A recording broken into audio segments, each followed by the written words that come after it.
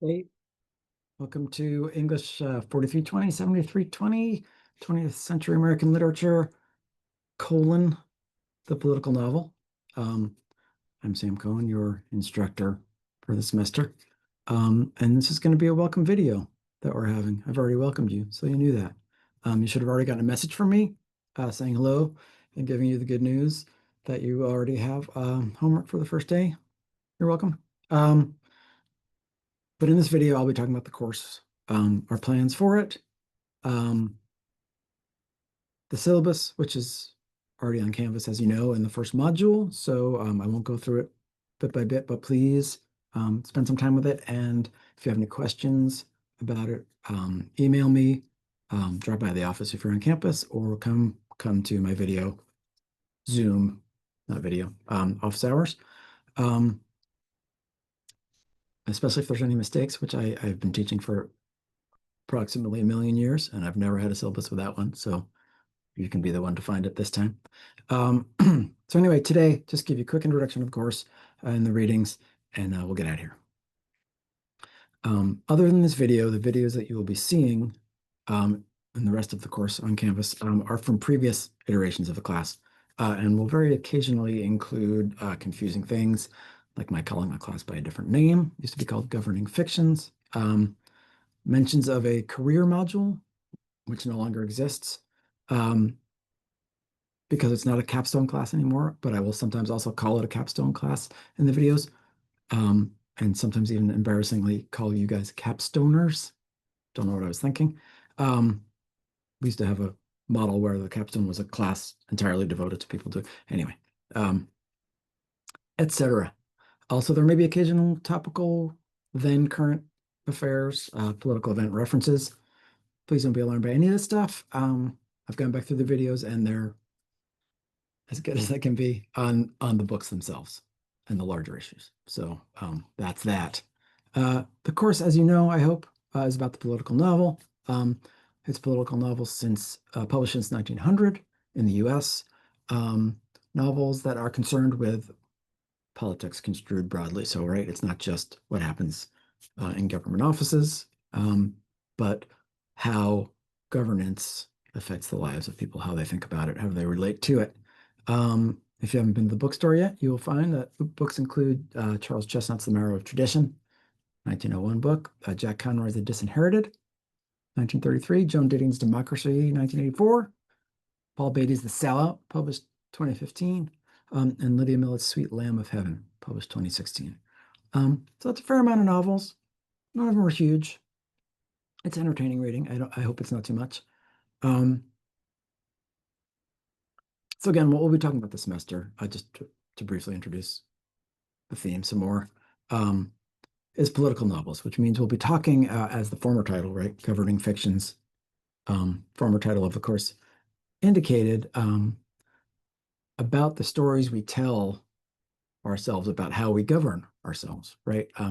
And that's in at least two senses, right? The stories we tell in the form of the novels about how governance affects us, how we participate in it, but also the stories regular people tell each other and themselves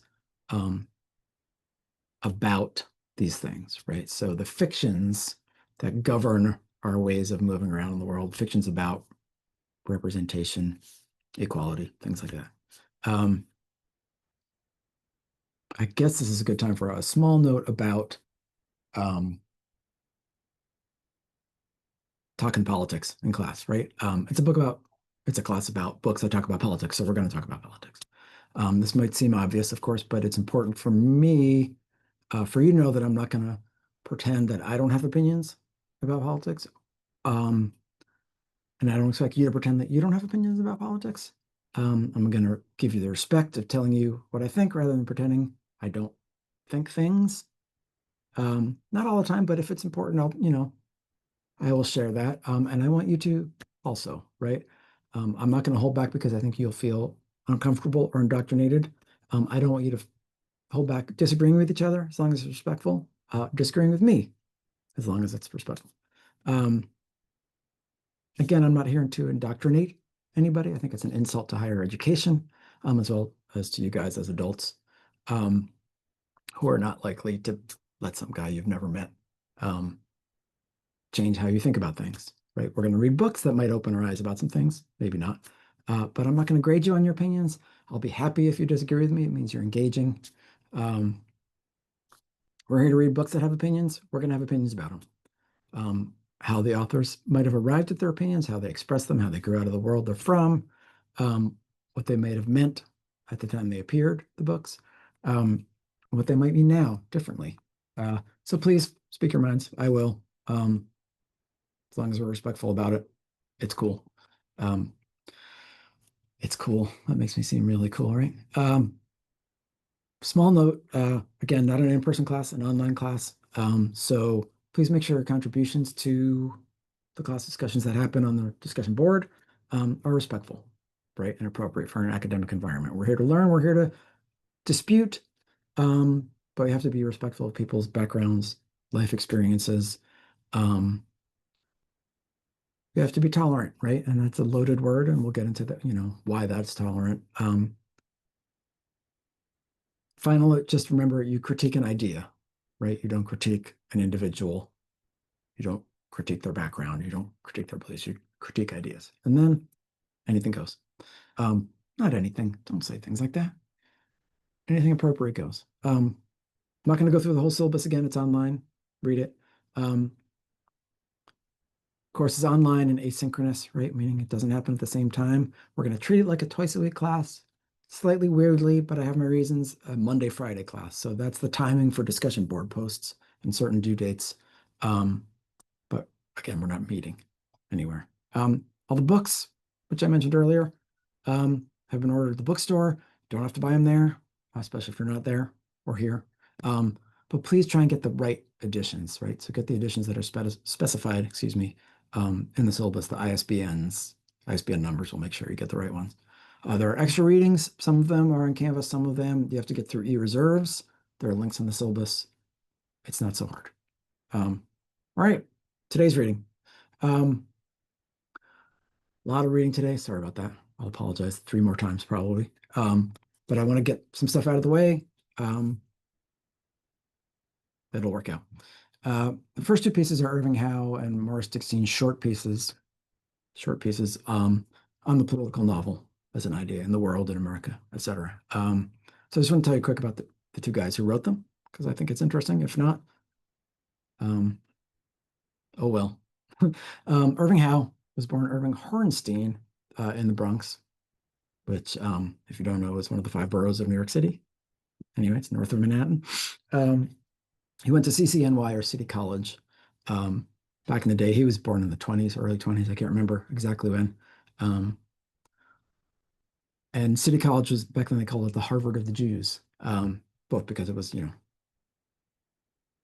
student body was highly Jewish, and because the actual Harvard, wasn't letting Jews in back then.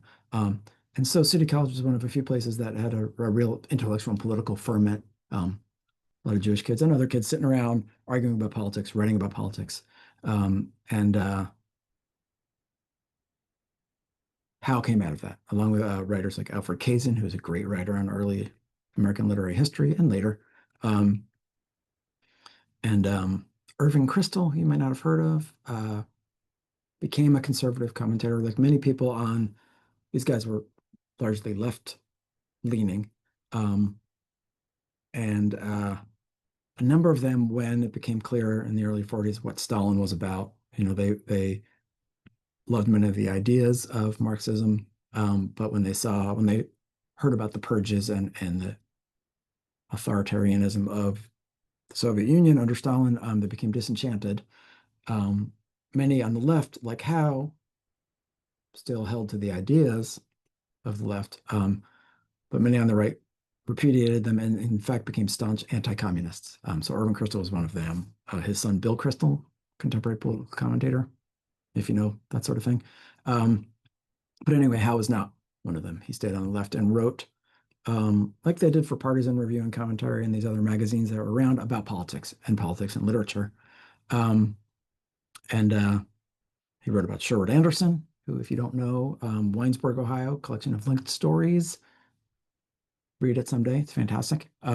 William Faulkner, you might have heard of him, wrote about him. Also wrote a book about the history of American Jews, The World of Our Fathers, I think it's called. And this the book that this piece is drawn from, whose title is escaping me right now, but it's about political fiction. Sort of defines it, how it relates to history and society, and mostly in a world context. So that's the how. Morris Dickstein, author of the second piece, was similarly New York Jew, born 20 or so years after Howe. And full disclosure, if you know the guy who wrote the thing and you're teaching it, you probably say, he was on my dissertation committee in grad school. And we devoted a good chunk of the dissertation defense, which is after you submit the written thing, you sit down with the committee, and a book that he writes about in the piece, American Pastoral, by Philip Roth. He was wrong, and that's okay. I'm still right. But a great teacher who loves to argue about books and culture. He wrote about the Depression. He wrote a book about the 60s in American culture. He wrote a book about the Critic and Society called, I think, The Critic and Society. This piece from him is more US focused than Howe's, but I think sort of implicitly speaks back to it, responds to it. So it's a good pairing, I hope. So that's those guys. I piled on the reading today, as I mentioned, and as you have noticed. So there's a little bit of chestnut for today, not too much, and the other pieces read fast, I hope.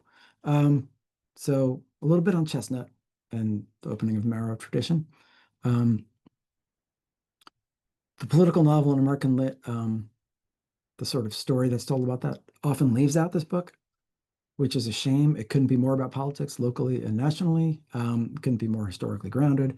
I think it's because it's a book that's so much about race that some people sort of categorize it that way rather than this way. But it's a political novel. And it's one that requires a little bit of background. So if you run into things and you're not sure about them, Wikipedia can be your friend here. It's not a good primary research source, as I'm sure you've been told, but it's a good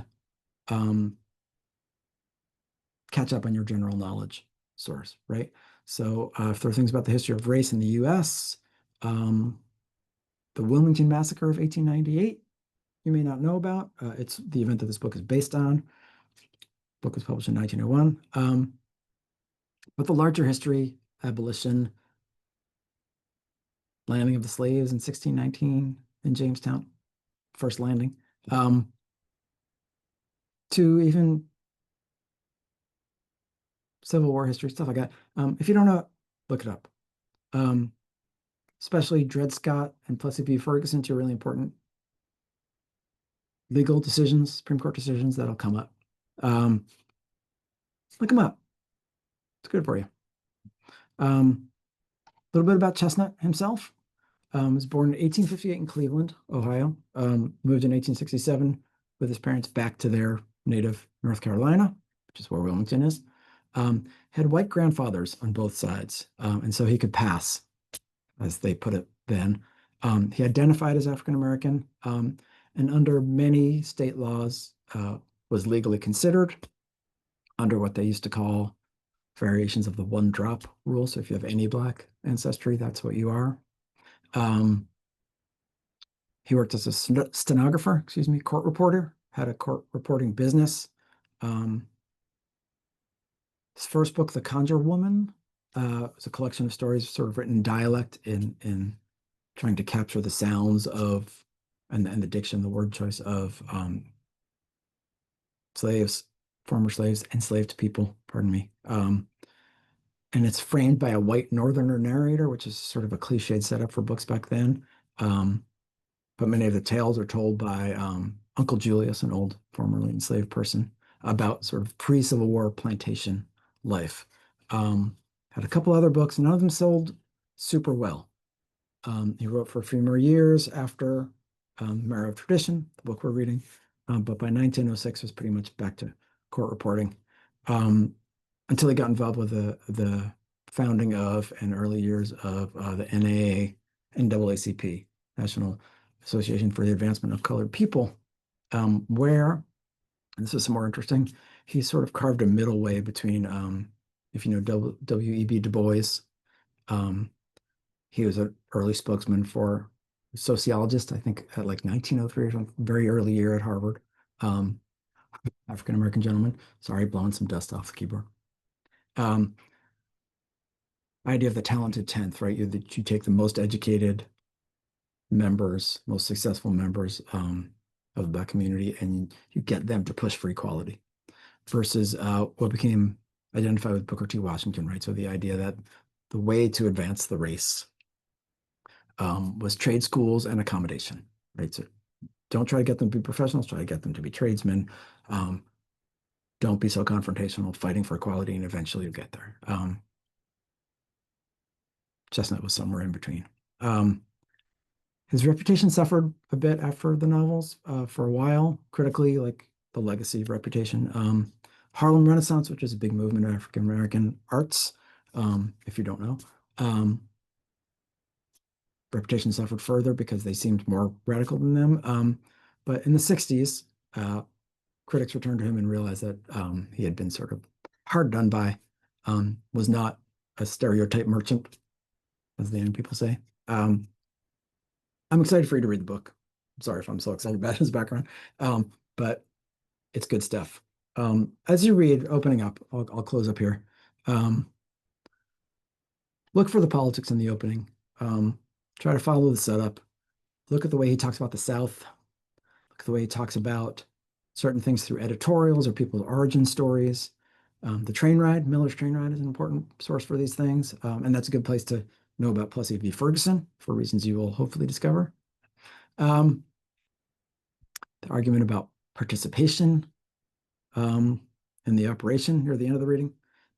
These are all important moments. Also note the use of, and here I'll shut up right after here, free indirect discourse, which is a thing you may not be familiar with. I'll try to teach it to you in 40 seconds. A line of dialogue in a book that's inside quotations. Johnson said, comma, open quotation, I'm hungry, period, close quotation. That's direct discourse.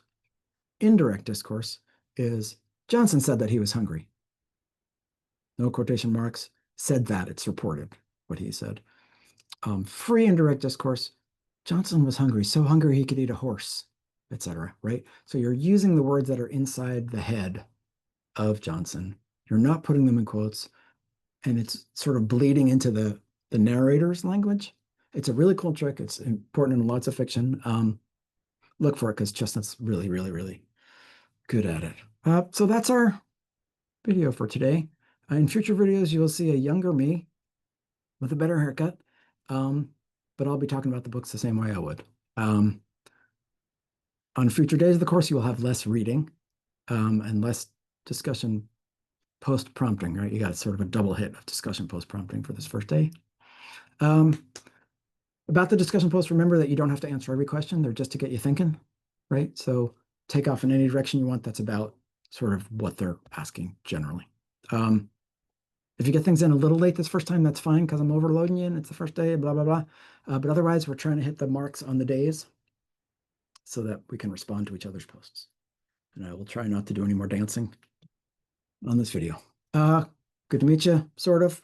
Please come by the office hours. Talk to me. Come by the office hours on Zoom. Email me if you can't when it's up another time. All right. Until next time.